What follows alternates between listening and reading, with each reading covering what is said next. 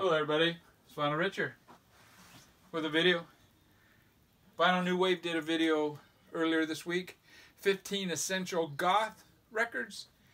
I pulled a bunch out, I whittled it down to 20, so this is 20 essential goth records.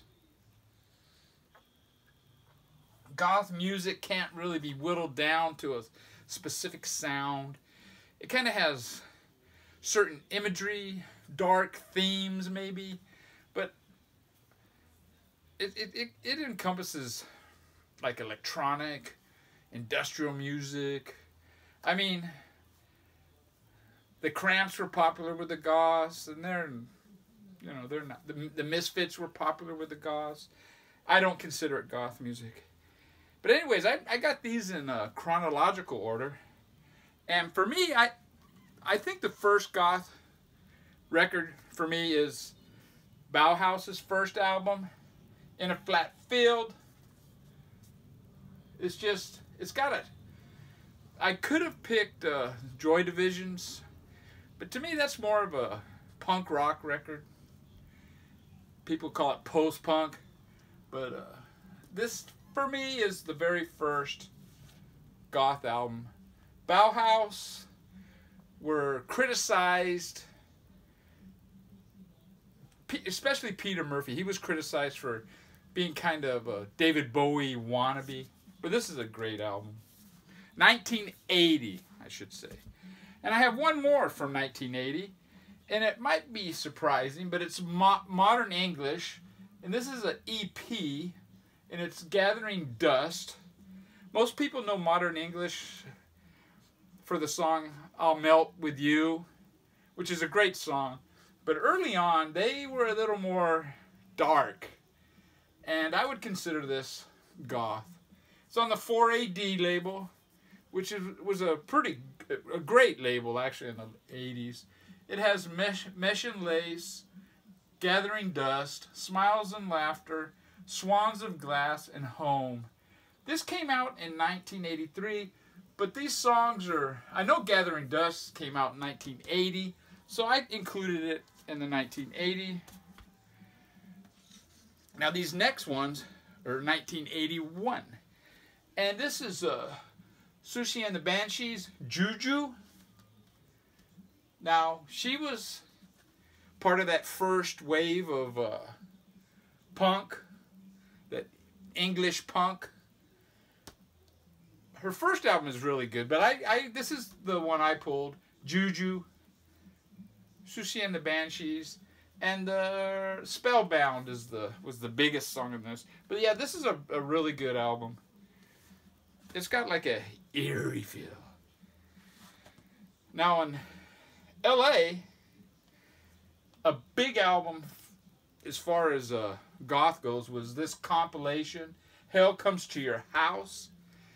It's mostly punk rock, hardcore and punk rock bands, but there were 3 bands. Here's listed on this side, but I believe on the record it's side 2. You have 3 songs by 45 Grave, Evil, Concerned Citizen, and 45 Grave. They later re-recorded these songs, but these versions are better. After that, you got Christian Death with their first release, Dogs, great song. And then the last 2 songs on this side by the Super Heroines, Death on the Elevator and Embalmed Love. And the imagery here is, you got Don Bowles with blood coming out of his mouth, and they look like zombies and vampires. But yeah, great album, great comp. I mean, it's got bands like Social Distortion, Red Cross, and bands like that on it too. But those 3, 45 Grave, Christian Death, and Super Heroines, including this because that was the first releases of those bands. So now we go to 82. And one of the bands that was on Hell Comes to Your House is Christian Death, and this is their first album, Only Theater of Pain. This is goth to a T. It's just fantastic. The lyrics that Roz wrote, and just the imagery in that, and the guitar playing of Rick Agnew. Just the whole album is just fantastic. It would have been cool if they would have included dogs on it, but it's all right. Great album. And one of the other bands that was on that Hell Comes to Your House was Super Heroines. Also came out in 1982. Their first album, Cry for Help. This album is a little more slower. Well, the other one's slow too, but it's a little more grind, rock kind of. I don't know how to describe it. It doesn't. A lot of it doesn't have like a typical goth sound. But yeah, the imagery, and this band was fantastic live. Saw them twice. Another band from the UK, 1982, was the Virgin Prunes. If I Die, I Die. Fantastic. And one of the members is, well, these guys they were in the same group that U2 came from. And I believe it's the cousin of the Edge or the brother of the Edge is in this band from U2, the guitar player from U2. But yeah, this is one of the first great goth albums from England. Now we're going to go to 83. We're going to start 83 with a comp. And this was an important comp in England. And it's the Batcave Young Limbs comp. The Batcave was a club in London. And it's a fantastic album. Great imagery. It's got Specimen on here. Now I didn't pull Specimen. I have a 12-inch by Specimen, but I couldn't find it, so whatever. It's got Sex Beat. It's got Alien Sex Fiend. Just a great album. And one of the bands that was on that was Alien Sex Fiend. Also 1983. Their first album. I love this album, especially side 1. Another album from England, 1983, is Sex Gang Children, Song and Legend. This is actually, I believe, their second release. I think they had another release that might have been like a comp, but I'm not sure. Anyways, this came out in 83. Another band that was really good in concert. I remember when I saw them, I wasn't sure if the singer was a male or female at first. He looked trippy, dude.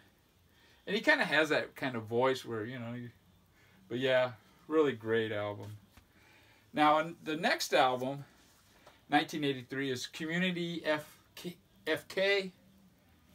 And this is the brainchild of this guy here, Patrick Motta. What is this? The Queen of Beverly Hills. This is more of a new wavy sound. But yeah, this came out in like 79. But yeah, his band Community FK is more of a industrial sound, goth imagery and sound. Great LA band. Now, the other LA band that was on that Hell Comes to Your House comp that came out the prior year was 45 Grave. They did have a 7-inch that came out before this one. And I actually like the songs off the comp and the 45, the 7-inch, more than I do this album. But I made a 45 Grave vinyl collection video. And I listened to this, and I liked it a lot more than I did back then. It was a little more commercial sounding than I was used to from seeing them in concert. But yeah, Dinah Cancer, the singer from 45 Grave. This is a fantastic lineup. You got Don Bowles back here. Fantastic. He was the drummer from the Germs. He was originally from Phoenix, Arizona. As was Paul Cutler from Phoenix. You got Rob Graves here, fantastic bass player. He went on and played with the Gun Club also. And they played with some other bands before 45 Grade, and this guy was in the Screamers. Okay, an English band from 1983, Death in June, with their first album, The Guilty Have No Pride. This is a fantastic album, and one of my favorites from 1983. Now, Ryan Roswell, he recently did a Death in June video showing his albums, and I was thinking of doing that, or I was going to do this. And I will eventually do a Death in June video, but I have so many holes, it's kind of weird. I think I have 9 of their records, but their records are so expensive, and they're hard to find. But anyways, this is their first, and it's just fantastic. It starts off with this, I mean, there's songs that have like, you know those little kids' vibraphones? It has that sound. And then it has tribal drums. You got like a bugle sounding trumpet. It's just fantastic. It's unbelievable how good this is. In fact, I think this is a better album than Unknown Pleasures by Joy Division. Now we're on to 84. And we got Current 93. This is their first album, I believe, Dog's Blood Rising from 1984. Tibet went on and played with Douglas P. and this band later in the 80s. But yeah, this is a really good album. Woo! Current 93. A favorite among the goth kids. And my last one from 84 is Death Cult. They were originally Southern Death Cult. I don't have anything by them. They became Death Cult, and then they became the Cult and blew up. This is a really good little EP. Now we're going to go to 85. In 85, I thought I would include this band, The Cult, Love. It's not real. Some of the songs are more goth sounding, but like I said, goth, you can't pigeonhole it with a sound. It's more of an image, and I don't know. It just has, it's a very wide range of sounds that people consider goth. Now, some of these bands, like especially the LA ones, and I guess some of the English ones, they call dark wave now. There was nobody was calling it dark wave back then. Or I've heard death rock. Another 85 was Sam Hain, Unholy Passion. This is their second album, but I would show this one because it's a little bit slower, a little more goth sounding.